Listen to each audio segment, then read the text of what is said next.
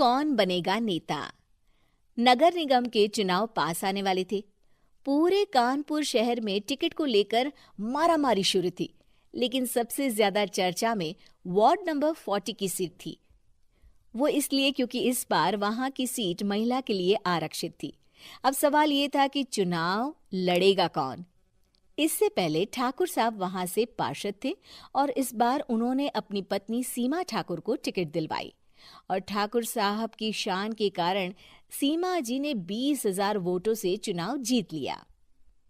अरे बधाई हो सीमा भाभी, अब तो आप वार्ड की पार्षद बन गई हैं। अब तो हमारे काम आप ही करवाएंगी। अरे ये तो सिर्फ नाम की पार्षद बनी है, वो तो महिला सीट आ गई, वरना पार्षद तो मुझे ही बनना था। अब भले ही चेहरा इसका होगा, लेकिन पावर तो मेरी ही होगी। अरे वाह भाई साहब, क्या दिमाग लगाया है आपने भी। आइए आप लोग, खाना लगा दिया है सबके लिए। सीमा जी पार्षद बन चुकी थीं, फिर भी उनकी एक ना चलती। सारे काम ठाकुर साहब खुद ही संभाल लेते और जहां जरूरत पड़ती वहां सीमा जी का अंगूठा लगवा लेते।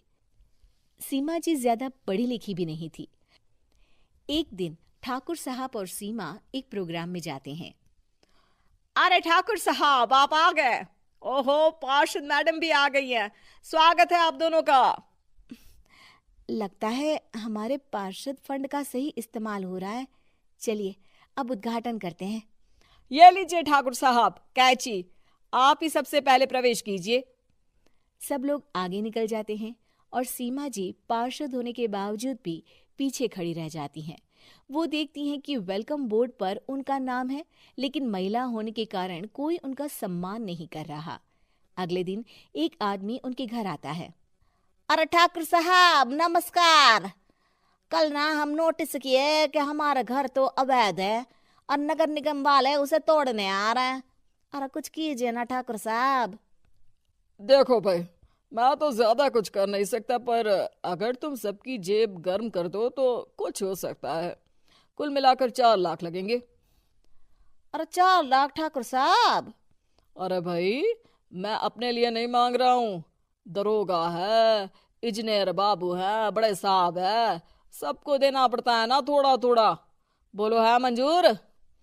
तभी वहां अचानक सीमा जी आ जाती हैं। अरे ये आप क्या कर रहे हैं? पहले इन्हीं लोगों से तो आपने वोट मांगे, अब इनसे ही पैसे ले रहे हो।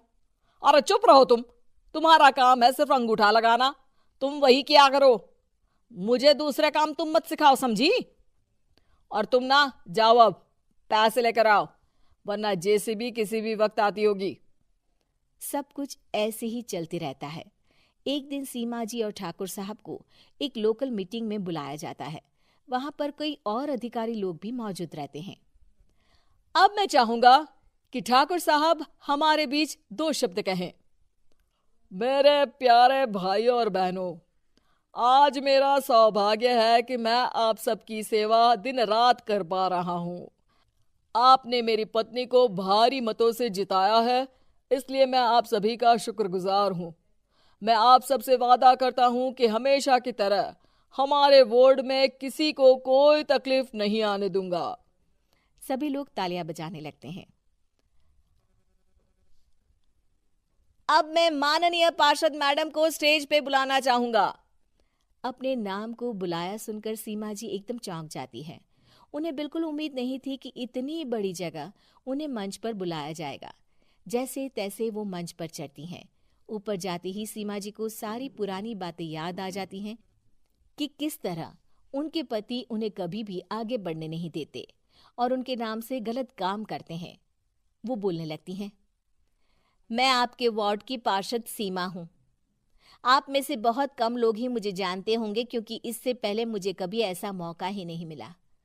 सारे मौके मेरे पार्षद पति यानी आपके ठाकुर साहब ही लेते रहे, लेकिन आज ये मौका मुझे मिला है तो मैं इसे ऐसे ही नहीं जाने दूंगी। मैं आपको ये बताना चाहती हूँ कि आपके ठाकुर साहब मेरे नाम की आड़ में गैर कानूनी काम करते हैं, जिस पर अंगूठों के निशान मेरे होते थे। इसीलिए मैं अपनी गलती मानती हूँ और आज अपने पद से इस्तीफा देती हूँ, ताकि आगे से कोई गलत काम ना हो पाए। अब फैसला आप सबके हाथ में है कि आप हमें क्या सजा देना चाहते हैं।